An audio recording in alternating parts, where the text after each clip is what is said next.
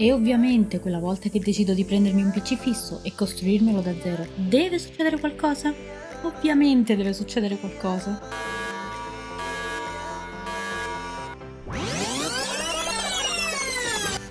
Ciao a tutti ragazzi e benvenuti in un nuovo video qui sul mio canale. Questo video sarà un po' particolare perché, come sapete, è da un po' che mi sto buildando la mia nuova postazione da gaming. Ho preso le cuffie, ho preso la sedia, ho preso la scrivania e man mano sono riuscita a prendere anche i vari componenti del PC. Se mi conoscete sapete che è da sempre che io uso solo PC portatili e dopo anni mi sono finalmente decisa a prendere un PC fisso. Non so se ne siete al corrente, ma al momento è più difficile trovare una scheda video che andare su Saturno e viverci. O meglio, su siti ufficiali quali Nvidia, AMD, Amazon, a volte è possibile trovare una delle schede video a prezzi umani. Il problema sono gli altri rivenditori che trovano queste schede video e le rivendono a prezzi disumani. Ad esempio, una 3090, che è il top di gamma della Nvidia, dovrebbe costare intorno ai 1500 euro. Bene, al momento non le si trovano a meno di 3000 euro, se ti va bene.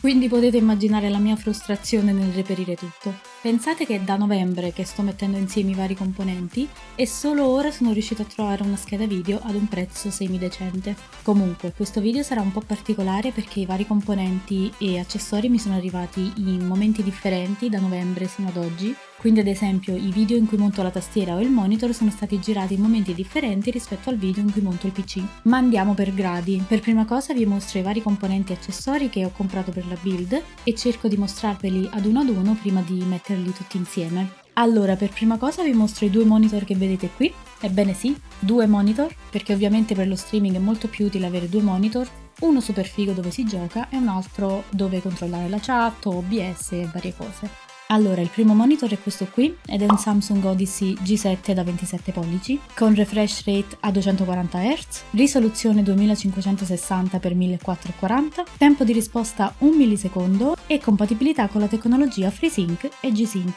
Ah, e sì, è curvo. Sinceramente io all'inizio cercavo un 24 pollici poiché, essendo abituata a PC portatili, un 27 pollici sarebbe stato fin troppo grande per me, ma poi ho visto questo monitor, me ne sono innamorata e l'ho preso. Nel mentre che mi arrivavano i vari componenti l'ho collegato al portatile e ho usato questo come monitor invece del portatile. Insomma, l'ho fatto per potermici abituare e fidatevi, ce n'è voluto un po' per abituarmici, lo sto ancora facendo. Il secondo monitor è sempre un Samsung e dovrebbe essere la versione 2021 del C2, se non sbaglio.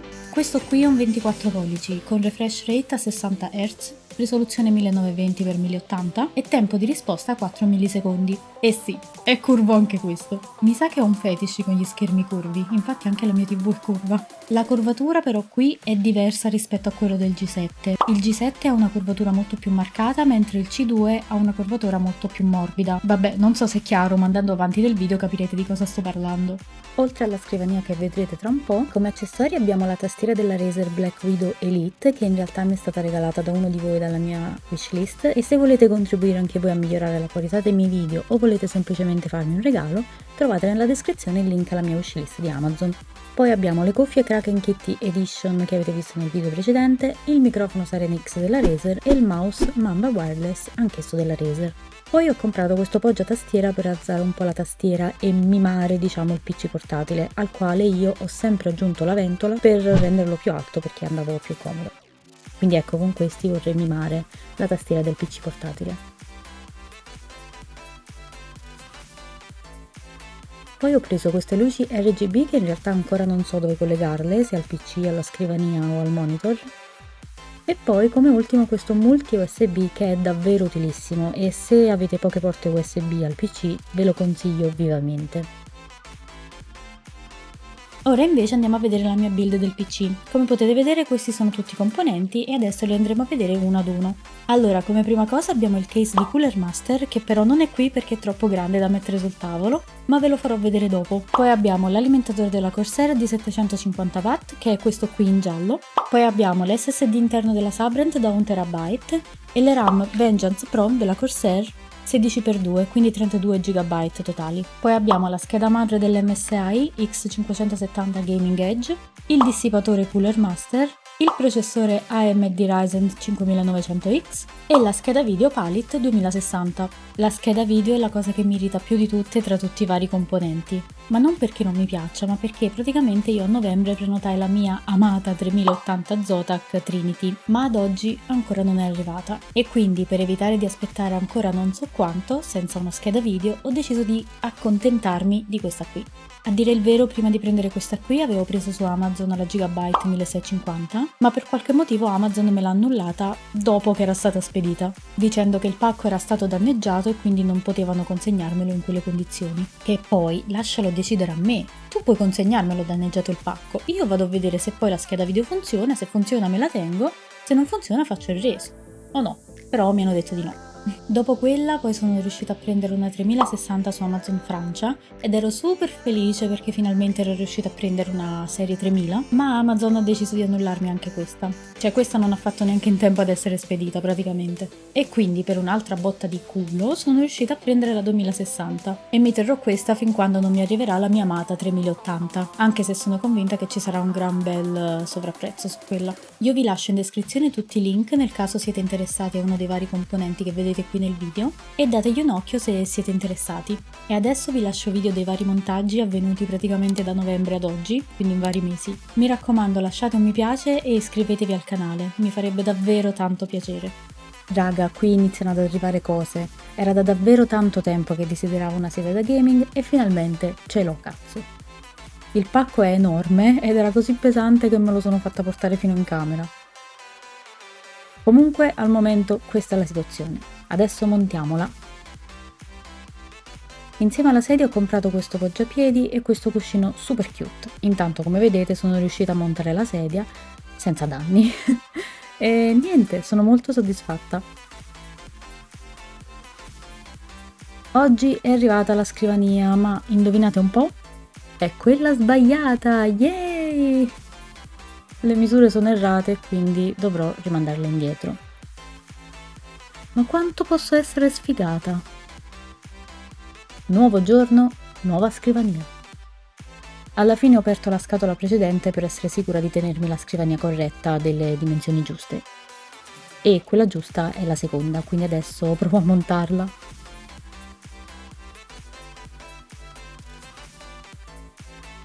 Tada! Raga, non fate caso alla polvere, ma ci ho messo un secolo a montare la scrivania e ho usato davvero un sacco di polvere. Però sono veramente soddisfatta. Devo ancora mettere gli sticker sulle gambe comunque. E come avete visto ha sia il poggio a bevande, il poggio a cuffie e il poggio a joypad incluso, insieme a questo tappetino del mouse enorme.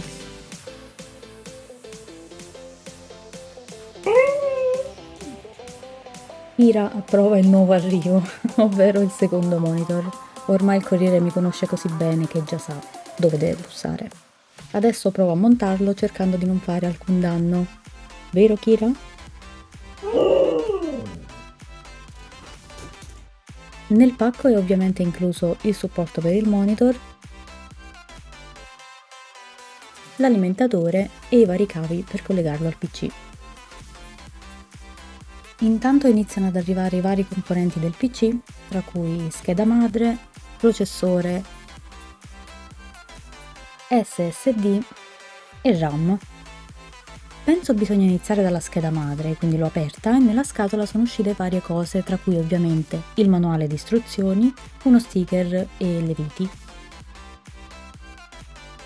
Intanto ecco un primo piano della scheda madre che non fa mai male.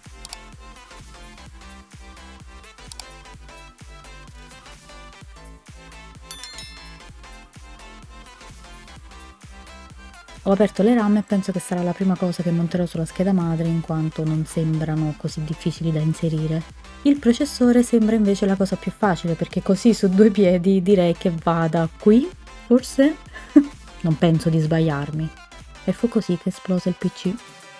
Ok, ho messo la scheda madre nel case e giuro che mi ci sta volendo un'eternità per fare tutto. Però non giudicatemi per favore, è la mia prima volta. Prossima tappa, dissipatore. Oddio, cos'è tutta sta roba? Ma cos'è? Send help, please. Ed ecco il pezzo forte, ovvero la scheda video. Ma solo io trovo tanta soddisfazione a fare i primi piani dei vari componenti.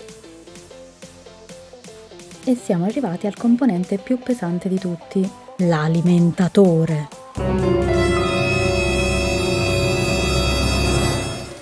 Ah, poi volevo mostrarvi questi cavi RGB da mettere nel case e 3 ventole Corsair, ovviamente RGB.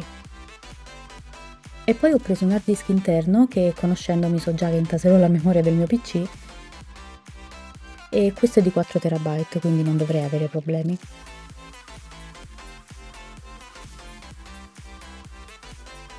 Ho quasi paura ad accenderlo. Vado? Non ci credo. Non ci credo funziona. Essendo la mia prima volta, sinceramente non ne ero così sicura, quindi mi ritengo davvero soddisfatta. Però che bello che è. Mi piace tanto. Ora provo a cambiare le luci e renderle un po' più fighe e niente, vediamo come va. Intanto è arrivato forse l'ultimo pacco, ovvero il supporto per il secondo monitor. Qui fa vedere che è per un portatile, ma ovviamente io non lo userò per il portatile ma per il monitor. E niente, proviamo a montarlo. Alla fine è stata la cosa più facile da montare perché le istruzioni erano semplicissime come quelle di Ikea. Il motivo per cui l'ho preso è per alzare il secondo monitor all'altezza del primo, in modo da stare più comoda, insomma.